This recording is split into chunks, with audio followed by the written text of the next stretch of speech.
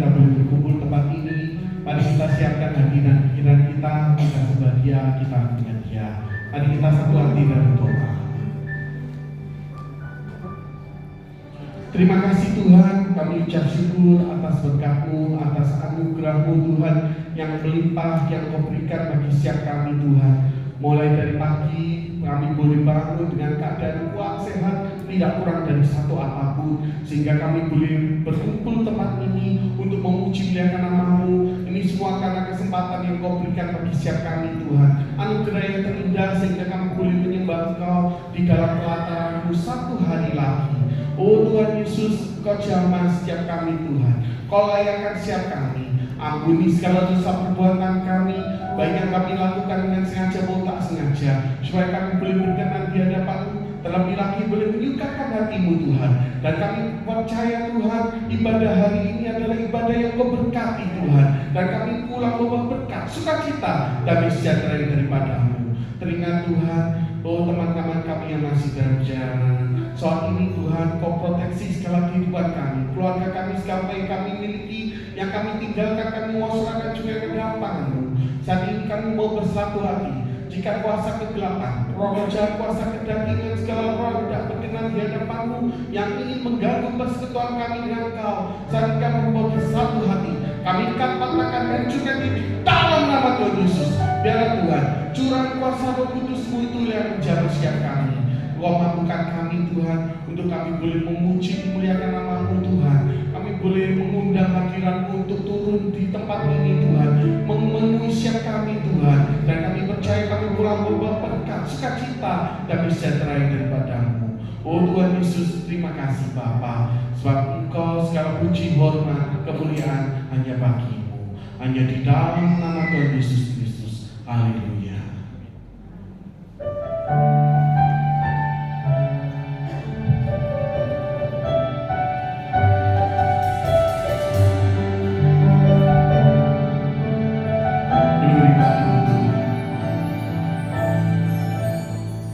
Tuhan tak pernah janji langit selalu biru, tetapi Dia berjanji selalu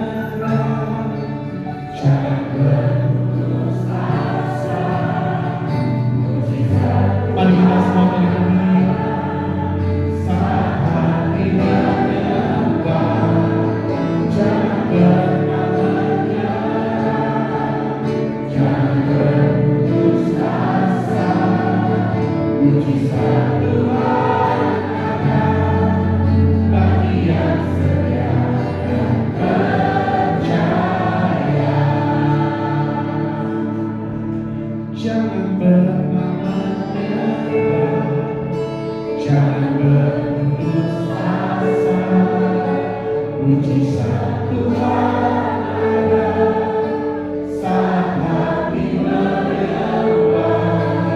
Jangan pernah menyerah, jangan berputus asa. Mujizat Tuhan ada bagi yang setia dan percaya. Mujizat Tuhan ada bagi yang setia dan percaya. Mujizat Tuhan ada bagi yang setia dan percaya.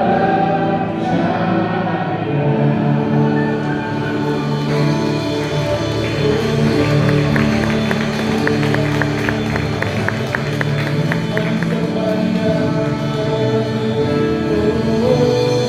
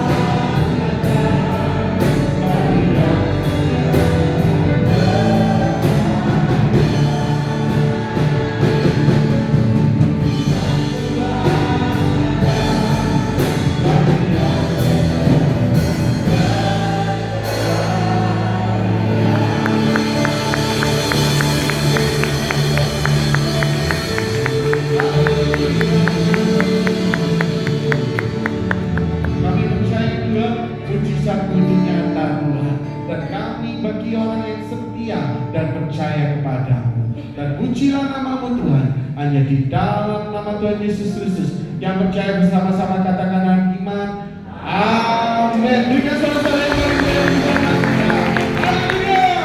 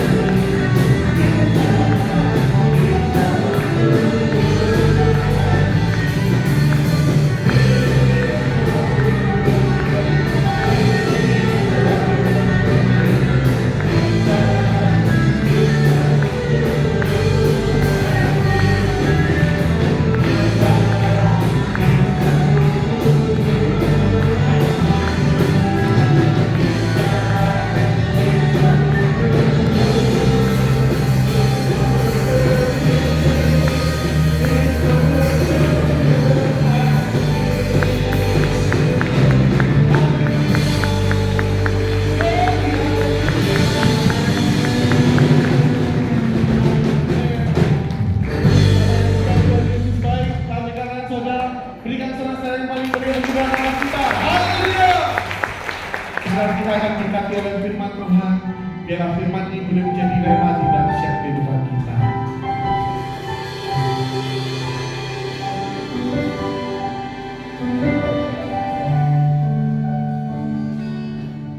Tak pernah tinggalkan perbuatan aku, Yesus, Kaulah penciptaku. Seleraku jauh Engkau tahu, Yesus, Kau berikanku. Yesus, Kau perhatikanku, takkan pernah melewatkan permohonanku, takkan pernah lelah Kau menjagaku. Kaulah segalanya yang ku perlu di setiap jalanku, sebab Engkau Allah yang tahu yang terbaik di dalam hidupku.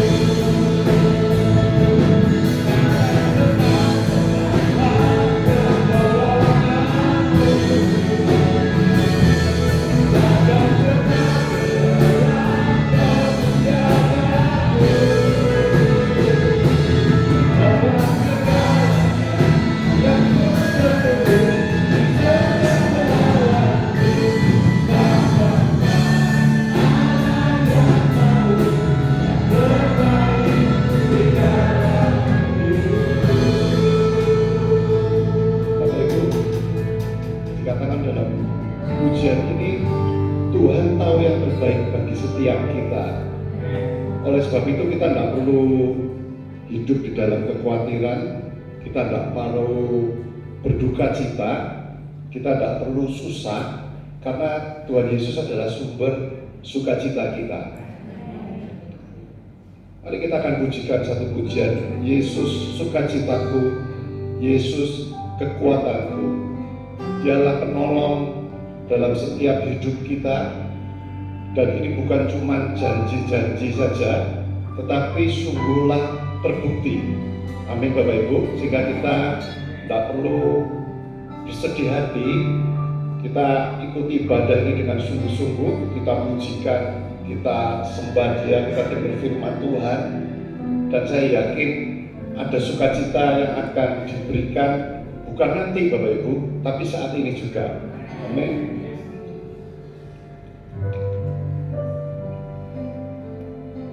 Terima kasih Tuhan. Yesus sukacitaku, Yesus kekuatanku, Yesus kekuatanku, penolong di dalam setiap kesesakan. Katakan kau sanggup terbukti.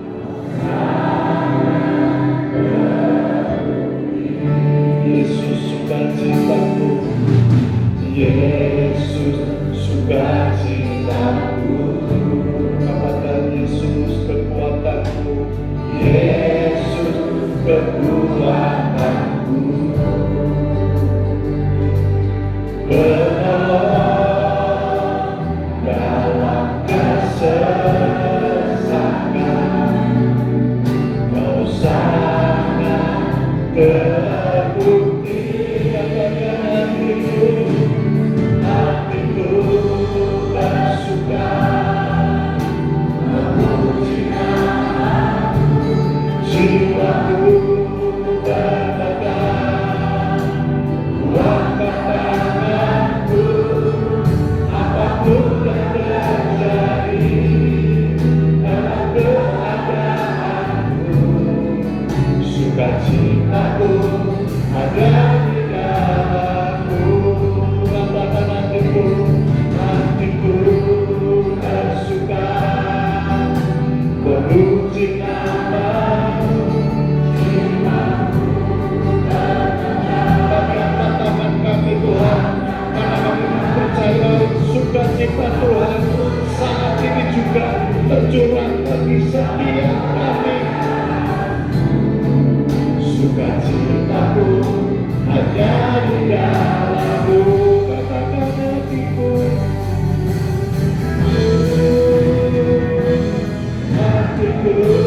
bersuka memuji namamu, jiwaku berpegang kuatkan tanganku, apapun yang terjadi dalam keadaanku, sukacitaku ada di dalammu.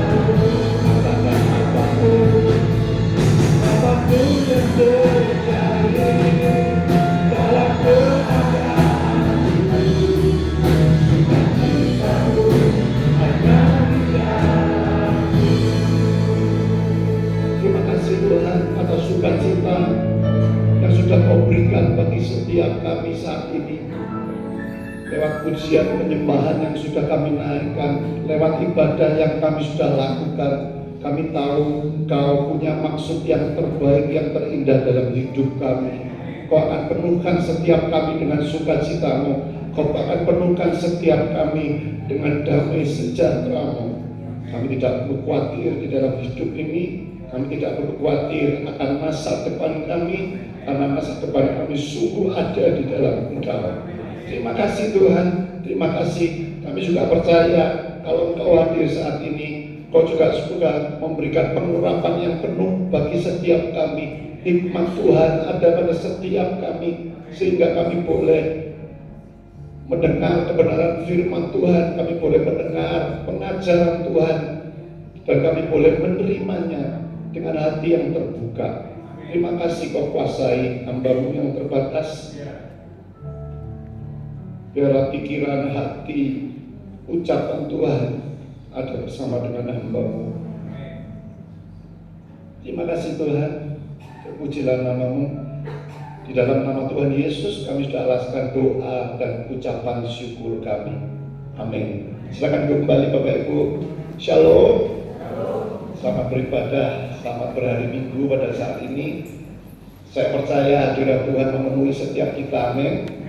Kita tidak akan sia-sia pada saat kita mau membuka hati kita mau meluangkan waktu kita, mungkin cuma 2 jam saja, tetapi ini sungguh waktu yang terbaik, waktu yang terindah bagi setiap kita bersama Bapak Ibu. Mari kita mau dengar renungan pada pagi hari ini ya Bapak Ibu ya. Yang awal saya akan cerita dulu gitu ya. Ada satu orang yang namanya David Barajas pada beberapa tahun yang lalu, tepatnya tahun 2012.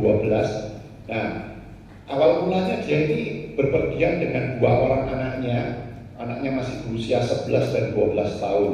Nah, karena dia ini kurang perhatian gitu ya, kurang perhatian pada saat mengendarai kendaraannya, dia jarang kali lihat yang namanya dashboardnya ini, yang ada meternya, ada speedometernya dan lain sebagainya. Karena kurang perhatian, akhirnya di dekat rumahnya, nggak terlalu jauh, mobilnya itu mogok. Mogok kenapa? Karena kehabisan bensin gitu. Lalu dia minta tolong kepada dua orang putranya yang berusia 11 dan 12 tadi untuk membantu mendorong mobil ayahnya ini gitu ya. Didorong begitu pelan-pelan karena tidak jauh lagi sudah tiba di rumah dari keluarga ini. Nah, alangkah kagetnya gitu ya, karena sebelum mobil ini nyampe di rumah begitu, ada sebuah kendaraan yang lain begitu ya, yang dikemudikan oleh seseorang ini menabrak dari belakang. Nah, mobil didorong kan biasanya pasti dari belakang. Pasti kedua anaknya itu dorongnya ya dari di belakang, mungkin di pantatnya mobil dan di bagasinya begitu. Dan akhirnya seketika juga itu kedua anaknya ini meninggal dunia, Bapak Ibu. Ini kejadian nyata ini Bapak Ibu ya. Jadi ini bukan suatu hal yang tidak terjadi, tapi ini juga terjadi dan akhirnya menjadi satu hal yang kontroversial gitu ya. Terjadi satu pro dan kontra. Kenapa? Karena ayahnya ini marah sekali pada saat itu. Dia begitu kaget karena mungkin hatinya sudah bete gitu ya, udah capek. Kok aku tidak melihat meter bensinku sehingga sampai mogok gitu, mungkin sudah kurang enak hatinya sudah tidak tercuri sukacitanya melihat anaknya secara tragis tergencet begitu ya dan meninggal dunia. Dan akhirnya diketahui bahwa yang menabrak itu namanya Jose Banda. Jose Banda ini ternyata dia ini lagi mabuk, Bapak Ibu. Wah, dia tambah marah gitu ya. Lalu David Barajas ini lari ke rumahnya karena rumahnya juga sudah tidak jauh lagi begitu. Dia ambil pistol dan ditembak yang namanya Jose Banda yang menabrak tadi, dianggap orang sebagai pembunuh dan lain sebagainya. Lalu tetapi karena ini ada di negara hukum, akhirnya kedua orang ini masuk ke pengadilan. Lalu dia mengatakan David Barajas ini seorang ayah dari dua orang anak tadi mengatakan, aku ini bukan pembunuh. Dia mengatakan, aku ini bukan seorang pembunuh, tapi seorang ayah yang sangat berduka. Dia mengatakan begitu. Tapi juga pro kontra gitu ya, karena ini kan sudah mengambil pistol main hakim sendiri begitu ya. Ada yang mengatakan kejadian ini adalah sebuah tragedi dan menuntut keadilan, karena kalau namanya keadilan ini tidak boleh ada yang namanya main hakim sendiri, eksekusi sendiri gitu, tidak boleh juga. Lalu juga yang pro sama seorang ayah ini Pak David tadi, dia mengatakan saya pun akan melakukan hal yang sama. Kalau sampai anakku ditabrak oleh seorang pemabuk di jalan yang sepi, yang tidak ramai, begitu, aku akan melakukan hal yang sama. Ini terjadi satu pro dan kontra. Saya tidak tahu akhir ending dari cerita ini, Bapak Ibu, tapi yang menjadi penekanan saya pada pagi hari ini, seorang yang marah, Bapak Ibu, itu bisa bahaya, gitu, bisa melakukan hal yang tidak sesuai kebenaran firman Tuhan, bahkan yang bisa melanggar hukum di dalam dunia ini. Contoh lagi Bapak Ibu, tahun 2015 yang lalu, bulan November, ini seorang aparat negara gitu ya, dia punya mobilnya ini disenggol gitu ya, disenggol oleh seorang ojek. Meskipun seorang ojek ini agak ugal-ugalan gitu ya, nyelip, akhirnya kesenggol mobil yang cukup baik ini ya. Seorang aparat ini marah begitu ya. Nah ini awalnya ini karena marah tadi, satu kejadian, lalu dia marah karena dia seorang aparat, dia punya pistol. Ya, dia nggak perlu lagi lari ke rumah atau lari ke kantornya, nggak perlu. Dia ambil pistol, ditembak, gitu ya, sampai mati. Seorang ojek yang namanya Japra tadi, Bapak Ibu. Contoh lagi Bapak Ibu, di Konawe ya, di Sulawesi Tengah, itu ada seorang kakak dan adik iparnya, begitu. Nah, kakaknya ini lagi bersih-bersih rumah di depan, ya di satu pekarangan begitu. Dia lagi bersih-bersih rumah, ada pohon-pohon yang kering begitu, dia tebangi gitu. Terus dia lihat satu pohon pisang di rumah adik iparnya, nggak jauh di situ. Dia juga maunya berniat baik begitu ya. Pohon pisang ini ditegur begitu. Wah, adik ipar ini marah begitu ya. Karena marah akhirnya terjadi satu kejadian yang menggegerkan di Indonesia gitu ya, tahun 2015 bulan November yang lalu, heboh begitu. Kenapa? Adik iparnya marah, dia ambil parang, kakak iparnya ini dibacok Bapak Ibu, sampai dikatakan terdapat 11 bacokan dan akhirnya meninggal dunia. Yang menjadi penekanan saya sekali lagi tentang kemarahan. Jadi kemarahan ini bisa sampai membawa seseorang itu sampai ke kejadian yang namanya pembunuhan. Nah, kita harus waspada Bapak Ibu. Kenapa? Di Indonesia, gitu ya. Di Indonesia ini banyak bergolak masalah ekonomi ataupun masalah politik. Ya, kita sering dengar isu ini, isu A, isu B. Bahkan mungkin bukan cuma isu, tapi beberapa kejadian demi kejadian yang membuat seseorang ini bisa hatinya itu resah. Nah, kalau hatinya resah, seseorang itu pada saat dia mengalami suatu hal, begitu ya, dia bisa dengan sangat mudah untuk emosional, untuk marah. Kita dihebohkan ya di Indonesia ini bulan apa ya? Bulan Februari kalau nggak salah, ya, bensin SPBU di Pertamina, Pertalite katanya itu dicampur dijadikan pertamax. Wah, ini heboh, begitu ya. Banyak orang marah, begitu ya, tentang ini. Pembeli dari bensin tadi kecewa, begitu ya, terhadap Pertamina.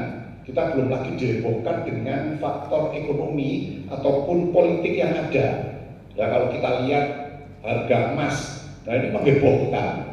Ya, di Januari kalau nggak salah cuma 1,3, 1,4 gitu ya. Di bulan ini Bapak Ibu, beberapa minggu yang kemarin begitu ya, awal minggu kemarin itu menyentuh 2 juta lebih. Sekarang turun lagi jadi 1,9-nya. Begitu ya. Ini membuat orang bertanya, ini ada apa?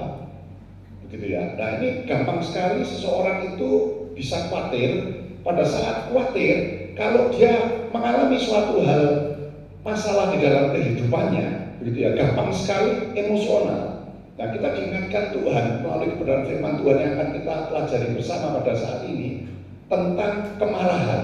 Bagaimana kita bisa mengelola di dalam hal namanya kemarahan ini. Kita harus hati-hati.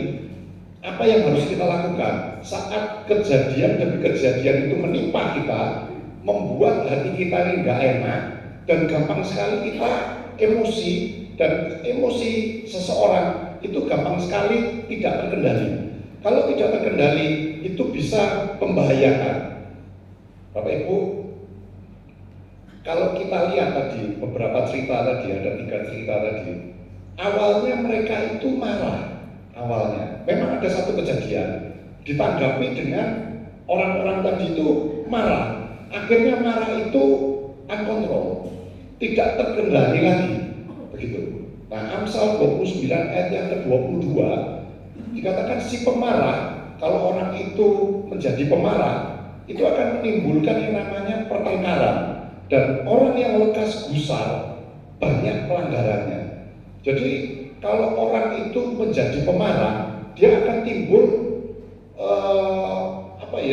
suka bertengkar, begitu ya.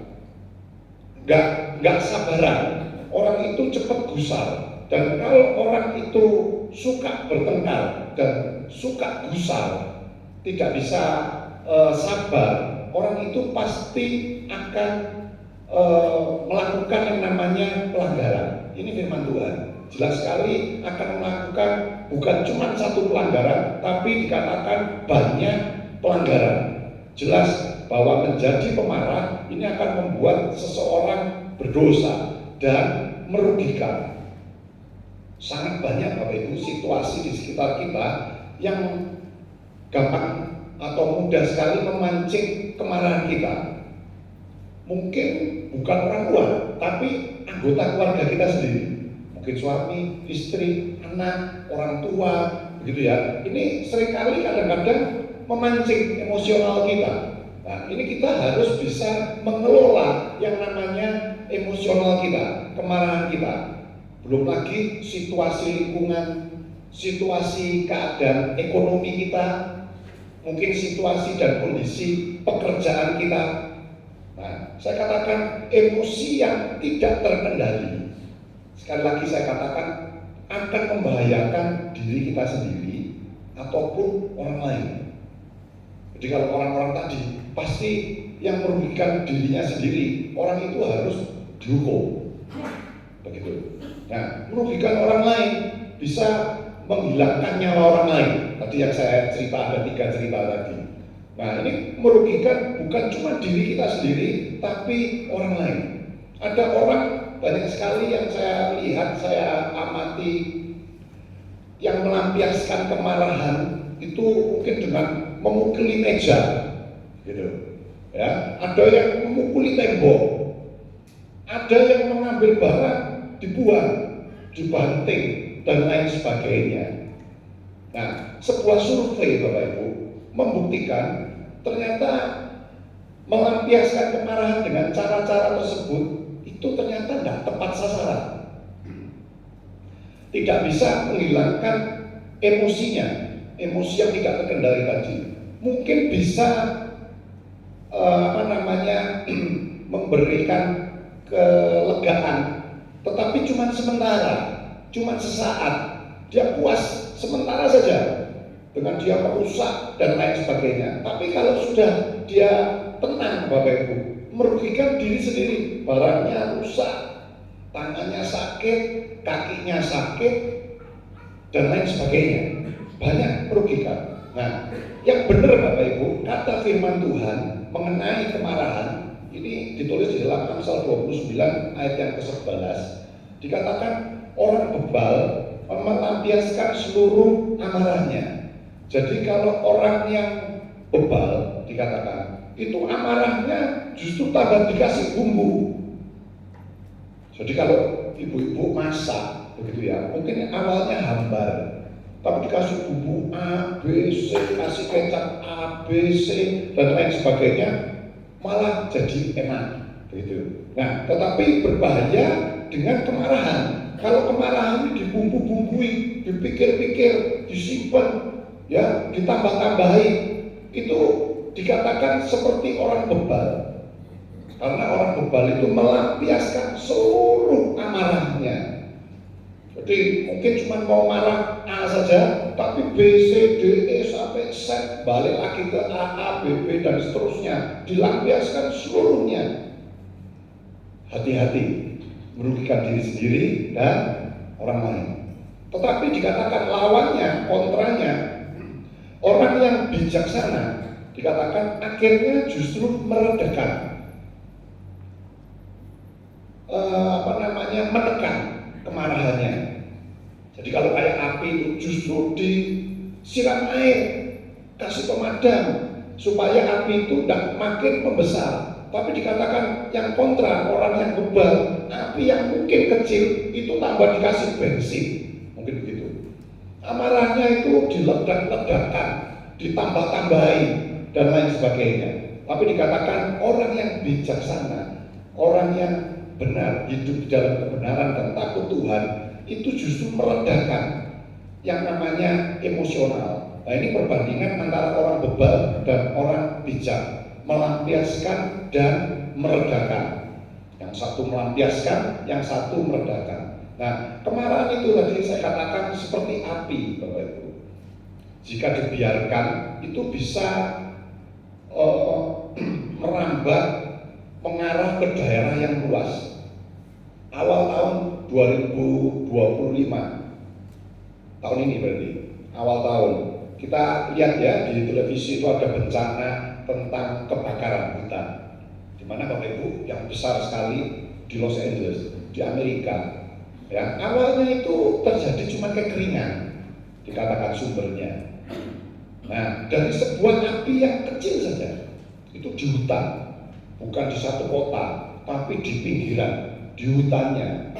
Tapi karena tidak cepat ditangani, tidak cepat-cepat, akhirnya hutan ini terbakar, meluas, mendekati kota, dan akhirnya hampir seluruh kota di Los Angeles, di tempat, kalau tidak salah di mana ya, di tempatnya artis-artis yang terkenal. Masa Beverly Hills? Iya benar ya. Gak tahu, masa gak tahu Bapak Ibu, itu waktu itu ramai sekali ya, di tempatnya para artis, rumah dan vilanya. Bahkan beberapa artis dari Indonesia itu punya rumah di sana. Rumahnya ada yang terbakar, ada yang juga enggak. Padahal rumahnya itu rumah yang bukan cuma miliaran saja, tapi puluhan bahkan ratusan miliar. Nah, api yang kecil tadi itu akhirnya baru bisa berminggu-minggu itu dipadamkan. Dicatat di situ juga merugikan kerugian material yang sangat besar. Awalnya dibiarkan. Nah ini hampir sama dengan yang namanya kemarahan.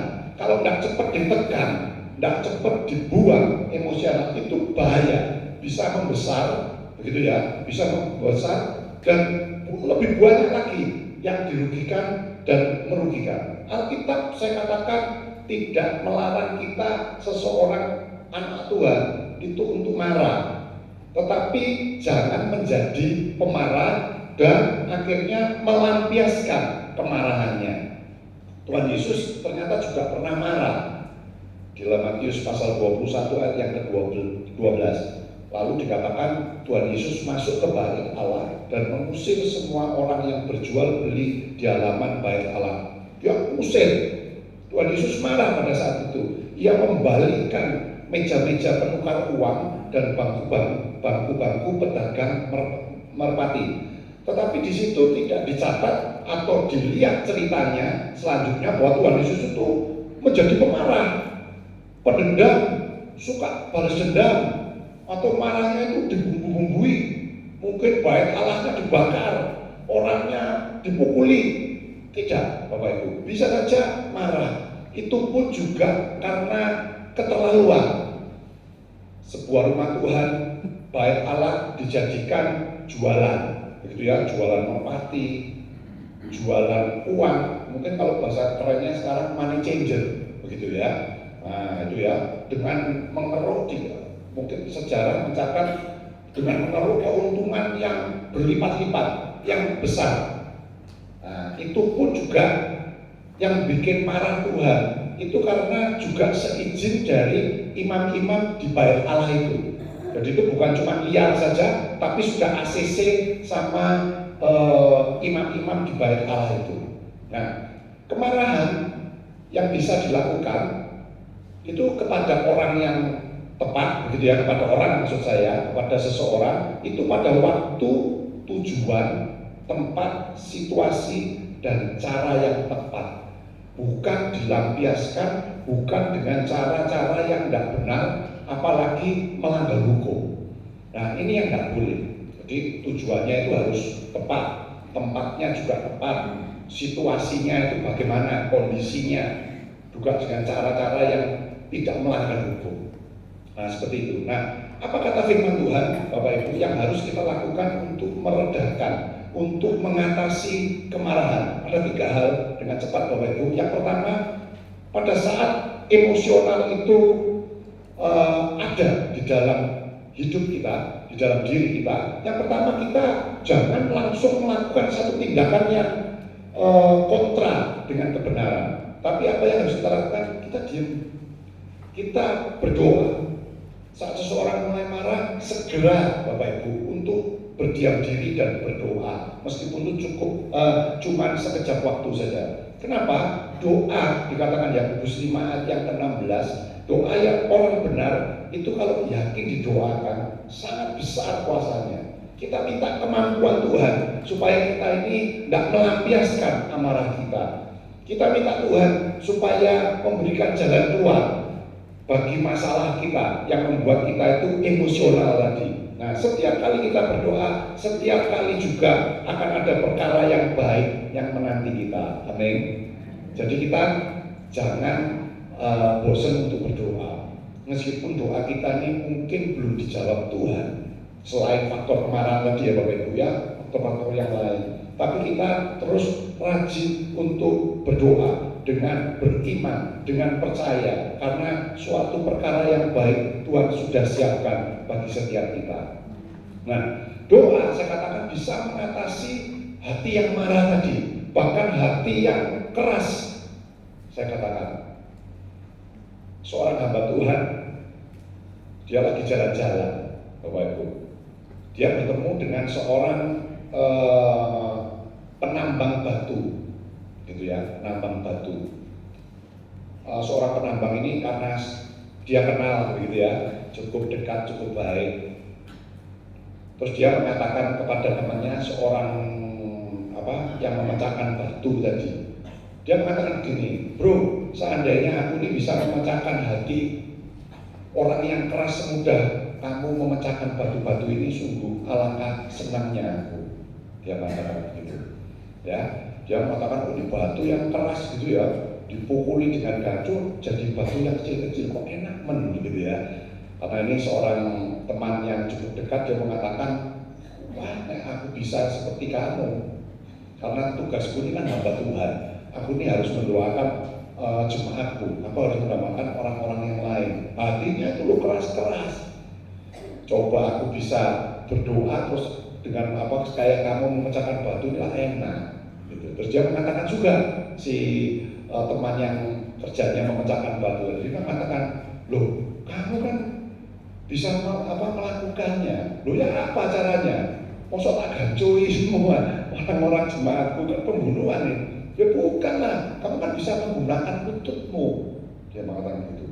Kamu kan bisa menggunakan lututmu untuk menghancurkan hati-hati yang keras jemaatmu atau teman-temanmu. Bapak Ibu, ternyata Bapak Ibu, lutut itu bisa mengubah hati seseorang yang keras. Maksudnya doa kita itu bisa mengubah hati seseorang yang keras, yang marah. Oleh sebab itu, pada saat kita mulai emosional, langkah pertama, diam dulu Bapak Ibu. Jangan, mulut kita jangan ikut-ikut, tindakan kita juga jangan kita jalankan.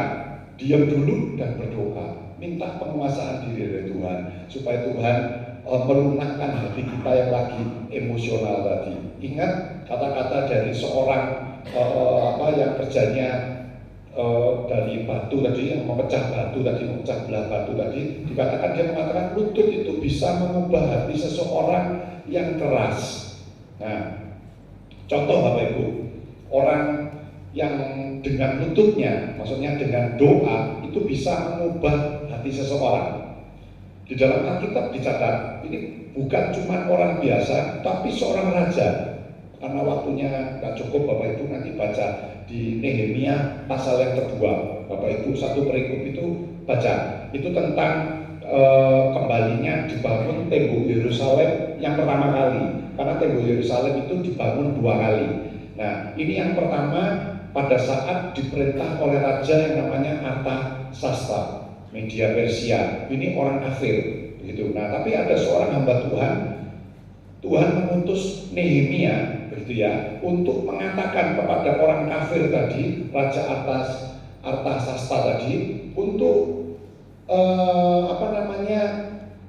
supaya tembok Yerusalem ini bisa dibangun kembali. Awalnya dalam cerita tadi, Nehemia ini murung, begitu ya, murung karena dia ini juga dekat sama raja tadi, Raja Artasasta tadi. Dia dipanggil sama raja tadi. Loh, kenapa kamu kok murung? Dia ini kan sebagai juru minuman, gitu ya, dipanggil raja. Terus dia cerita, mulai cerita tentang penderitaan saudara-saudaranya bangsa Israel tadi yang ada di tanah Yerusalem. Kenapa kok sedih, kok susah? Iya, temboknya sudah dirubuhkan, temboknya sudah rubuh. Terus raja bertanya, apa yang kamu inginkan? Gitu ya, karena ini dekat sama raja. Apa yang kamu inginkan? Tapi ternyata Nehemia tadi tidak langsung gitu. Ya, dia diam sejenak, dia mau berdoa dulu. Nah, ini Bapak Ibu.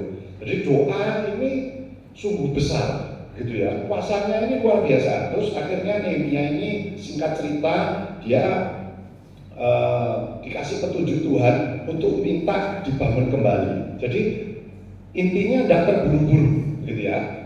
Tanda seseorang itu melibatkan Tuhan. Dan kalau emosional, secara khusus yang kita pelajari tentang kemarahan ini, saya yakin Tuhan bisa meredakan emosional kita. Amin. Amin, Bapak Ibu percaya. Jadi kalau sudah emosional, Bapak Ibu jangan diterus-teruskan, jangan ditambah-tambah lagi, jangan dilampiaskan. Firman Tuhan mengatakan seperti orang beban, dikatakan. Nah, dengan berdoa saya yakin kuasa Tuhan akan mengubah hati seseorang yang marah, yang emosi tadi menjadi tenang, menjadi menjadi teduh, dan memiliki kembali yang namanya damai sejahtera. Yang kedua, Bapak Ibu, memiliki kesabaran. Kesabarannya adalah salah satu buah roh yang harus dimiliki setiap anak Tuhan. Saya katakan, tidak bisa kita berpendapat. Kan banyak ya orang yang berpendapat, oh ya aku ini keras memang, aku ini tidak bisa berubah memang. Anda yang harus berubah. Nah, ternyata di dalam Tuhan tidak seperti itu. Kenapa? Karena dikatakan hati kita sudah diganti dengan hati yang baru. Roh kita sudah diganti dengan roh yang baru. Roh Tuhan Yesus itu sudah manunggal dengan setiap kita. Kalau pencipta kita sudah manunggal dengan setiap kita, hal-hal yang buruk di dalam hidup kita, saya yakin bisa diubahkan oleh Tuhan. Amin. Kalau kita mustahil, Bapak Ibu, kita melakukan hal yang jahat, hal yang buruk untuk memperbaiki, itu sangat-sangat saya katakan susah sekali. Dengan kemampuan kemanusiaan kita sendiri, dengan kemampuan manusia. Tetapi kalau Tuhan yang sudah bekerja, saya yakin orang yang sejelek apapun bisa diubah oleh kuasa Tuhan. Saya katakan orang yang sabar dapat membuktikan bahwa dirinya mampu menunggu waktu yang tepat untuk melakukan sesuatu yang penting dalam hidupnya. Ini salah satu ciri orang yang sabar. Dia sanggup menunggu waktu yang tepat, waktunya Tuhan. Kalau dia belum konfirmasi sama Tuhan, dia tidak mau melakukan, gitu, ya. Dan dia bisa melakukan sesuatu yang penting dalam hidupnya dengan benar, tentunya dengan tuntunan Tuhan. Nah, saat seseorang malah melampiaskan amarahnya, saya katakan pasti yang terjadi itu pelanggaran.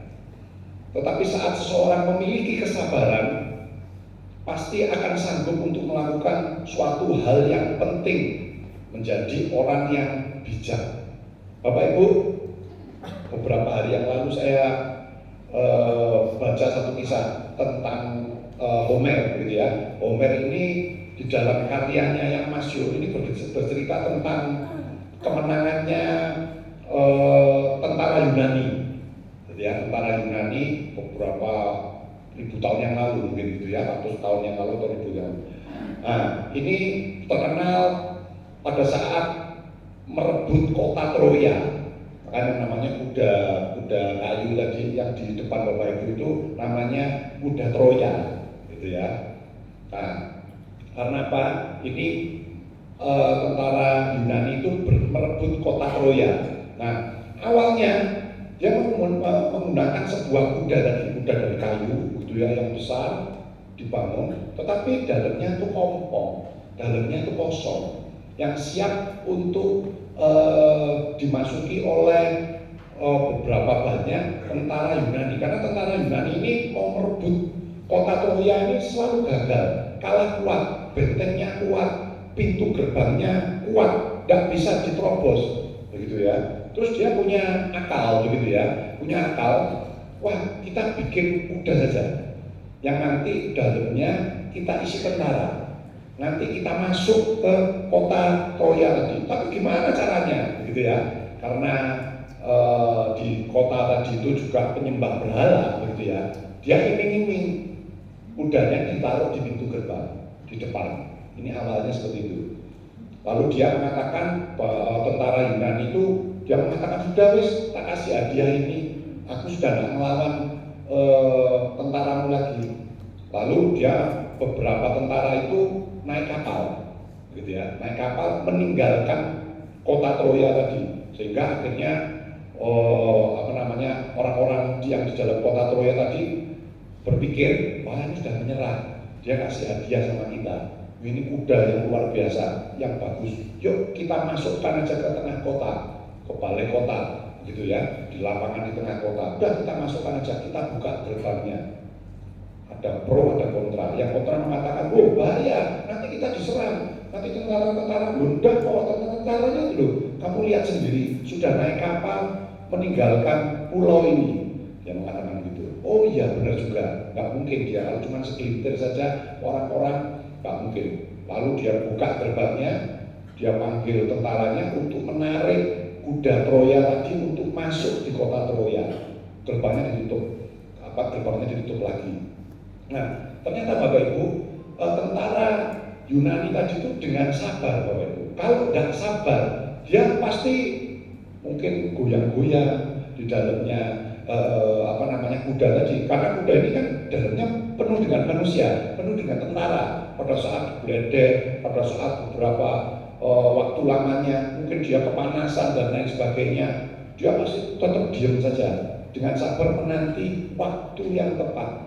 Nah, pada saat tengah malam, pada saat orang-orang kota Troya tadi itu sudah tidur gitu ya, mulailah tentara-tentara ini mulai buka pintu gitu ya, mungkin di salah satu kakinya kuda Troya tadi,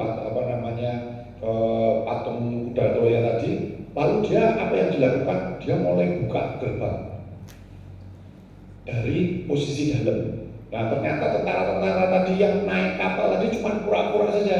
Dia pura-pura berlayar singkat, dia kembali lagi. Dia menunggu juga dengan sabar teman-temannya yang di dalam kota Troya yang sudah masuk dengan cara menunggangi kuda, bukan menunggangi, di dalamnya kuda tadi membukakan pintu gerbangnya. Nah, setelah itu mereka berkumpul, singkat cerita dia perangi kota Troya tadi dan akhirnya sukses menang tentara Yunani. Ini cerita dari karya dari Homer. Bapak Ibu, yang menjadi perhatian saya tentang kesabaran dari tentara-tentara Yunani tadi yang ada di dalam kuda tadi. Jadi pada saat emosional kita ini mulai bangkit Bapak Ibu, ingat yang kedua, selain berdiam dan berdoa, kita harus sabar untuk melakukan tindakan selanjutnya. Jangan terus gampang-gampang pada saat kita penuh dengan emosi, kita melakukan atau melakukan sesuatu yang di luar kendali kita. Nah, seperti halnya tentara Yunani tadi yang merebut kota Troya, saat kemarahan, sekali lagi saya katakan, mulai menguasai diri kita, bersikaplah sabar di dalam menghadapi masalah, tantangan yang membuat kehidupan kita ini penuh dengan emosional. Tadi saya katakan, itu yang kedua. Yang ketiga Bapak Ibu, alihkan pikiran pada hal-hal yang positif. Kalau kita bumbui, saya katakan, pikiran kita yang emosional tadi dengan hal-hal yang lain, dengan berpikiran negatif, orang itu memang jahat, orang itu perlu memang tak balas, nanti kalau tak balas dia cuma kasih kesakitan sama saya level 5, tak balas level 10 dan lain sebagainya. Itu pikiran-pikiran yang negatif. Tapi firman Tuhan Filipi 4 ayat yang ke-8 tadi ya, dikatakan hal-hal yang positif itu yang harus kita pikirkan sehingga kita bisa berkenan di hadapan Tuhan.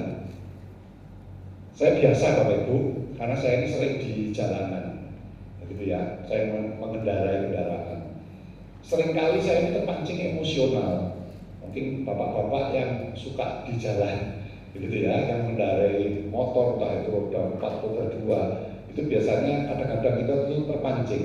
dengan yang namanya emosional. Saya selalu berpikiran positif, saya hapuskan hal-hal yang jahat, tak balas, tak marahi, ganti, atau ya sudah hal-hal yang seperti tak ganti. Dan ini anu aja, kita ini kan sama-sama bayar pajak, gitu ya. Saya paling seperti pemikiran saya. Gitu. Ini sama-sama bayar pajak ya, sama-sama punya hak lah di jalan. Kalau dia salah ya sudah lah. Salah satu mentor saya gitu ya, dia mengatakan begini, kalau kamu di jalan, dia mengatakan, kalau kamu di jalan dipotong orang atau orang itu nyetirnya tidak karuan, tiba-tiba pelan, tiba-tiba motong kamu, anggap saja dia yang benar, kamu yang salah. Dia mengatakan gitu, supaya reda emosional kita. Kalau kita ini merasa benar, Bapak Ibu, kita menjadikan diri kita ini di atas polisi, begitu ya. Wah, ini berbahaya. Nanti kita bisa melampiaskan kemarahan kita anggap diri kita yang paling benar. Nah, sudahlah, anggap aja lah kalau di jalan dipotong orang, ya sudahlah dia yang benar, kita ngalah aja lah. Perjalanan kita masih jauh kok. Oh ya benar juga ya. Nah, seperti itu. Alihkan pikiran kita dengan pikiran-pikiran dengan hal-hal yang positif. Ingat, amarah yang tidak terkendali itu tidak akan pernah memenangkan pertandingan kehidupan. Saya katakan, amarah yang tidak terkendali tidak akan pernah memenangkan pertandingan kehidupan. Banyak sekali peristiwa-peristiwa Bapak Ibu, apalagi akhir-akhir ini yang mengguncang dunia, gitu ya, dengan tarifnya Trump, gitu ya, yang ngasih pajak sama negara-negara yang mengekspor ke Amerika, gitu ya, dengan pajak mulai berapa persen sampai ratusan persen. Nah, ini bisa mengakibatkan daya beli turun segala macam, sehingga situasi perekonomian dunia ini tidak baik. Kalau tidak baik, harga emasnya bisa naik, gitu ya. US dollar juga akan diprediksi 18.000, yang saat ini mungkin masih 16-an, menakutkan sepertinya, gitu ya. Nah, ini membuat seseorang rentan dengan yang namanya kemarahan. Atasilah kemarahan sebelum, saya katakan, ia menghancurkan hidup kita. Dengan menahan diri, meredakan itu jauh lebih baik, saya katakan, daripada kita melampiaskan yang namanya amarah. Jadi kita harus redakan, jangan terus kita melampiaskan, ya. Kita ingat, setiap kali kita marah sebagai orang yang bijak, dikatakan sesuai firman Tuhan, kita harus cepat yang namanya meredakan dengan cara, ya tadi itu ada 3 hal: berdiam diri dan berdoa, miliki kesabaran. Yang ketiga, alihkan pikiran kita. Jadi pikirannya sudah pasti negatif, pasti jahat, begitu ya, pada saat emosional. Ini kita harus alihkan dan pikir yang baik-baik, pikir yang menyenangkan, pikir yang bisa menenangkan kita, pikir yang bisa menenteramkan hati kita, pikir hal-hal yang bisa membuat kita kembali tumbuh yang namanya sukacita.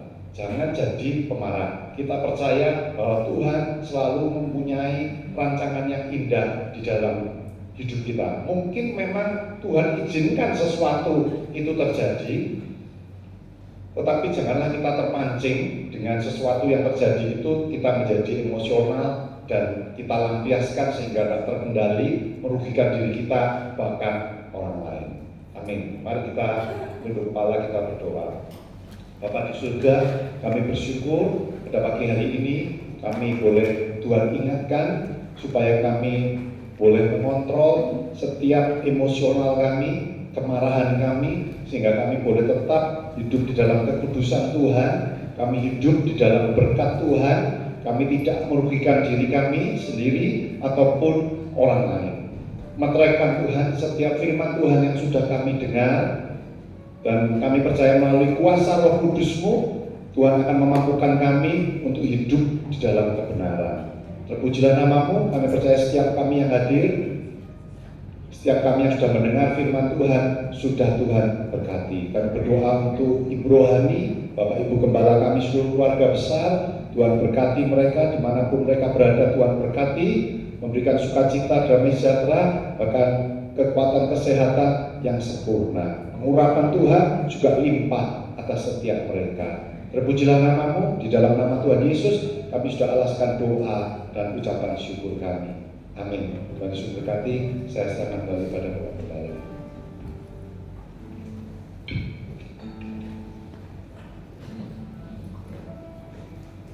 terima kasih kepada pagi ini yang sudah melayani. Tuhan mengingatkan kita supaya kita belajar sama-sama supaya bisa menahan diri, meredakan kemarahan, karena itulah ciri-ciri orang yang bijak. Saya kira tidak ada pengumuman, mari sama-sama kita bangkit berdiri. Kita akan mengakhiri ibadah kita dengan satu pujian kita katakan, Yesus Engkau Juru Selamatku, dalam janji-Mu kemenanganku,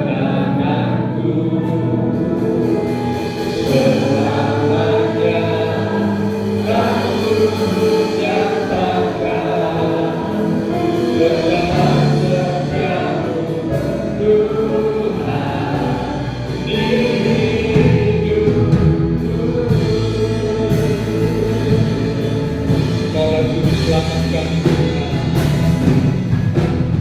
Yesus Engkau Juru Selamatku, amin. Dalam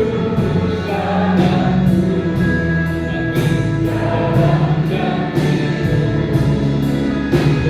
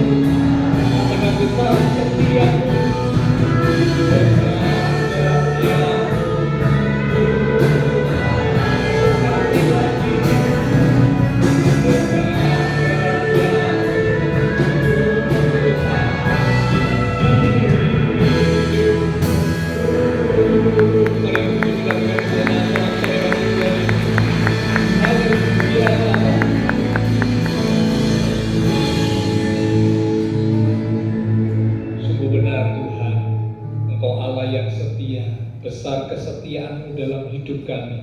Engkaulah satu-satunya Allah yang kami percaya, Juru Selamat kami. Karena kami menaruh iman pengharapan kami hanya kepada-Mu.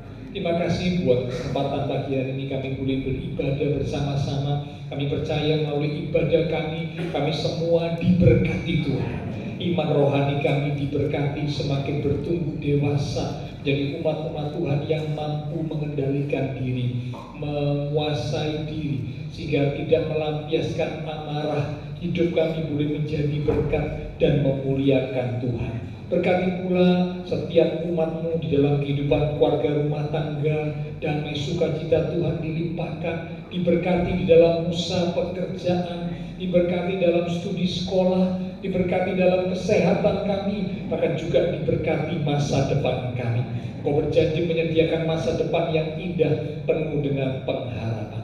Terima kasih Tuhan, kami berdoa buat rekan-rekan sepelayanan yang sudah melayani, baik hamba-Mu Bapak Kennedy, semua rekan-rekan yang sudah melayani, persembahan yang dipersembahkan, apapun yang dilakukan setiap umat Tuhan, karena mengasihi Tuhan, Allah sumber segala berkat akan memberkati dan terus memakai hidup kami untuk kami boleh lebih lagi memuliakan Tuhan. Kami berdoa untuk teman-teman seiman kami yang tidak bisa hadir, mereka-mereka juga yang membutuhkan bantuan doa untuk kesehatan Ibu Tulalu, Ibu Nawang, Bapak Fransiskus, maupun juga teman-teman seiman kami yang lain yang sakit. Lewat tempat ini menyatukan hati dan iman kami berdoa dalam kuasa-Mu yang ajaib menjamah. Pulihkanlah kekuatan, kesehatan, kesembuhan di dalam nama Tuhan Yesus Kristus. Oleh bilur Tuhan Yesus, teman-teman seiman kami yang sakit disembuhkan, yang lemah dikuatkan, yang susah dihiburkan. Sekali lagi berdoa untuk Ibu Setia Hadi bersama dengan seluruh keluarga.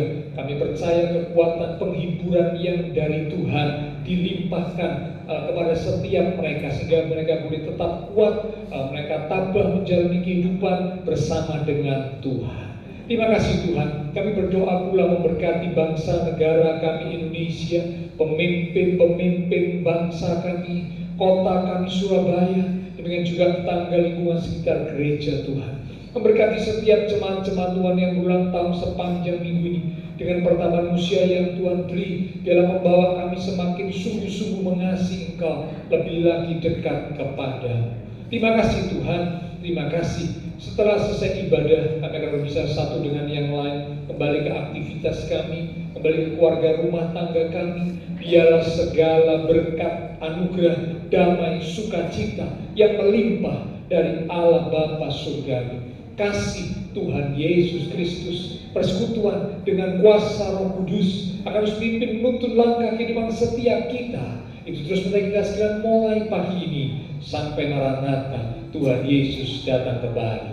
Di dalam nama Tuhan Yesus Kristus, semua yang percaya diberkati Tuhan. Mari bersama dengan iman kita berkata, amin. Tuhan berkati kita sekalian.